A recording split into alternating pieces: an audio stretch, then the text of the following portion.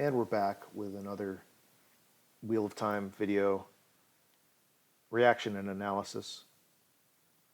This is for Moraine's Quest, clip that was released last week.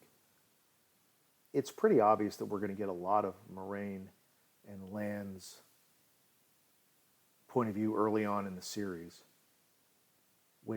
and I don't want this channel to turn into, this is how the books are, and this is how the series is. But I think this is important because we don't know too much about Moraine's character or motivation early on in the books. Certainly not in the first book.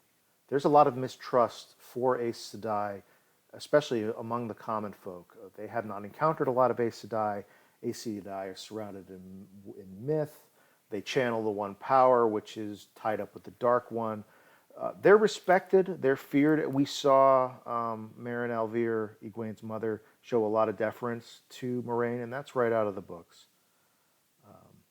We find out about Moraine's backstory and Lan's backstory way down the road in the prequel novel, A New Spring, which is published, I believe, between A Path of Daggers and Winter's Heart. Could have been before Path of Daggers.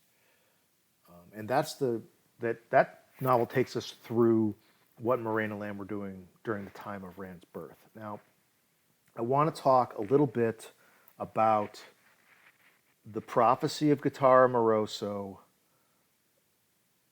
the end of the Ale War, and Moraine being given her Aes Sedai ring, being raised to Aes Sedai, and starting off on her quest to find the Dragon Reborn.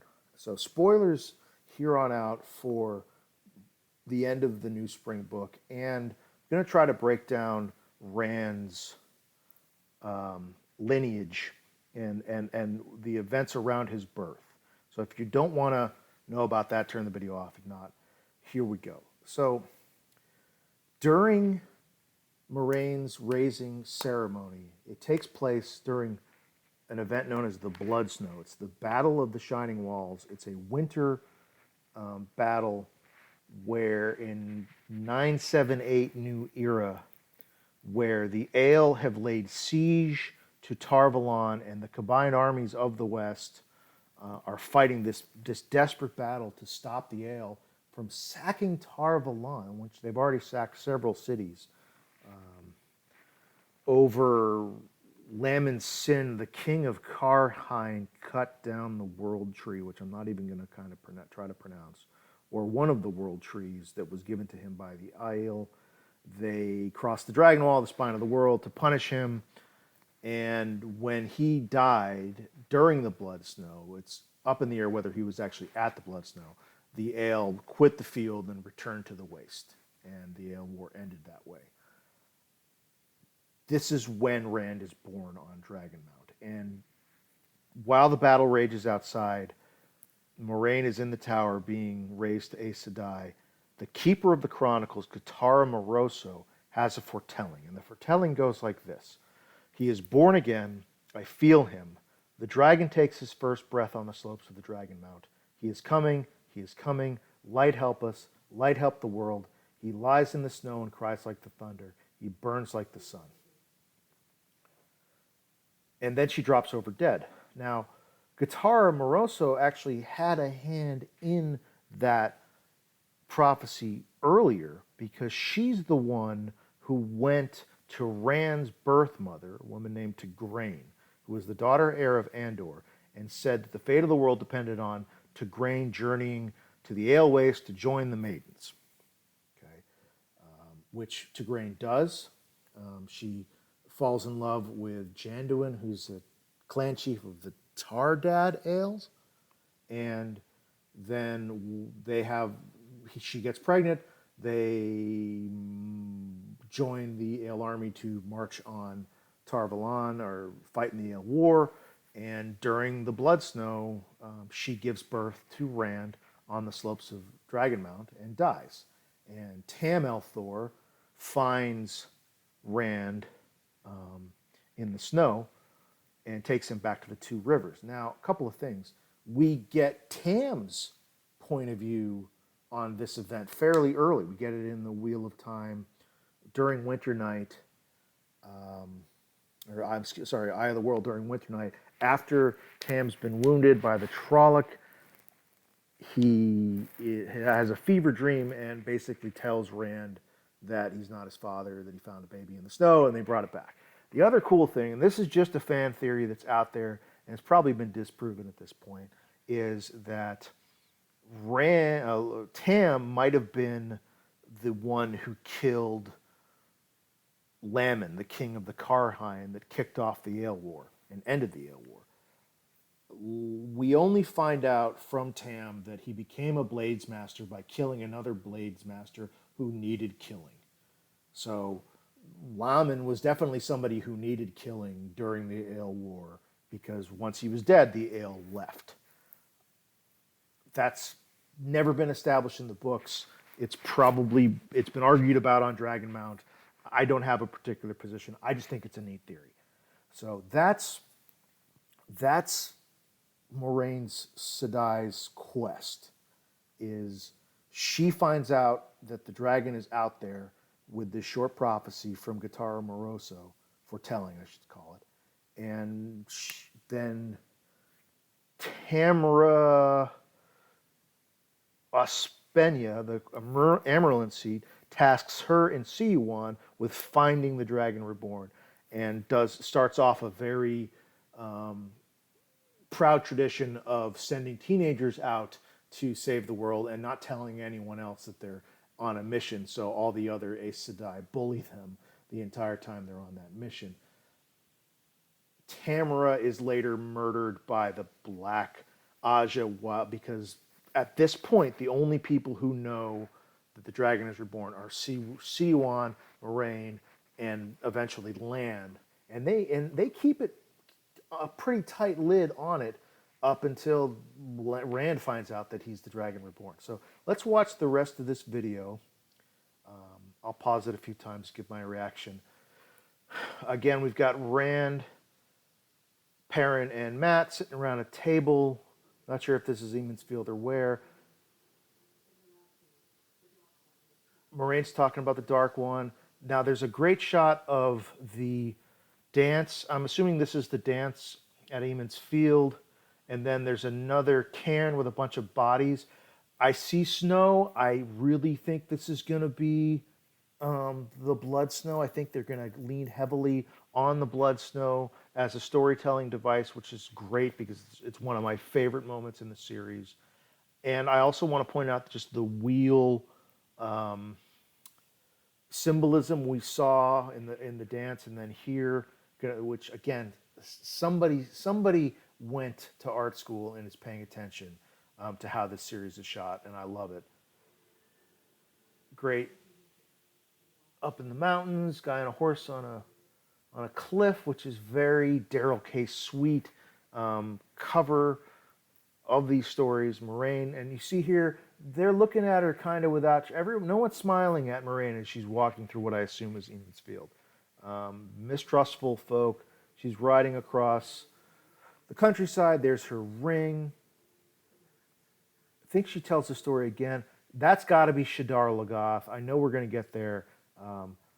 And there's something cool I want to point out later on in the video about the nature of Mashadar, the weapon that's loose in Shadar Logoth. She mentions that everyone's having bad dreams, which is right out of the books. So hopefully we're going to get some great dream concept. I'm not going to try to pronounce the name of the World of Dreams, but it's very important to the story, and there's a lot of great dreams. The Dark One, or at least Belazamon, is talking to Rand already very early on. Trying to think who else has bad dreams. Perrin he's got his wolf dreams.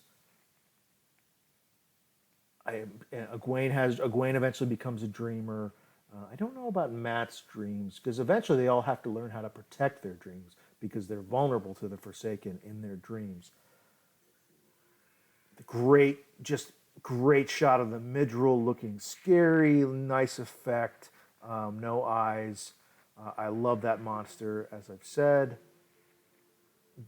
The village is burning. Rand blows out a candle. I'm assuming. All right, now here. So Mashadar, I'm going to look that up so I can pronounce it right. Mashadar, yeah, is the evil of Shadar Logoth. Unseeing, unthinking, moving through the city as aimless as a worm burrows through the earth. If it touches you, you will die. So, this is Robert Jordan's experience in Vietnam, where sarin gas, I believe, was used, chemical weapons were used, and if you've ever seen what a chemical attack looks like, it depends on the type of weapon they're using, but with sarin or mustard gas, it just kind of creeps through the city. So you and your unit will be walking down a boulevard, and all of a sudden you'll just see this cloud, you know, creep around the buildings, and if you see it, you're dead. I mean, if you see sarin, you're dead. It's that quick. It's a nerve gas, and so that's what Robert Jordan is trying to get across when he talks about Shadar Logoth. He talks about a city where they hated the shadow so much that they became evil to fight the shadow. And that's why the evil of Shadar Logoth is different than the evil of the Dark One, because it was originally made to fight the Dark One.